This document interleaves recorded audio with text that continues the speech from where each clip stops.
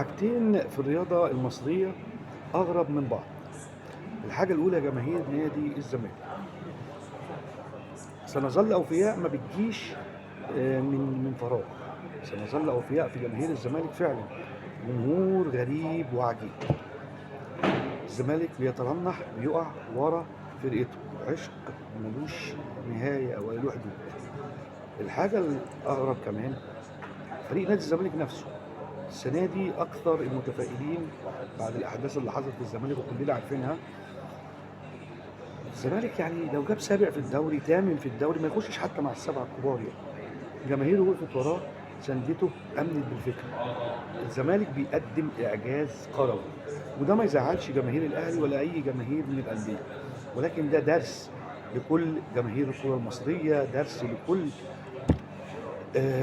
أطراف اللعبة، بما فيهم نقاد رياضيين، بما فيهم إعلاميين، عشان الناس تكون على الحياد. أغرب شيء جماهير الزمالك وفريق نادي الزمالك نفسه السنة دي يعني. وأعتقد لو الزمالك حتى ما خدش الدوري ده، لو ما خدوش، كورة غريبة وعجيبة. فالزمالك بيعمل إنجاز، خد الدوري يبقى عمل إعجاز مع جمهور عظيم وفرقة أمنت بنفسها وجهاز فني كبير.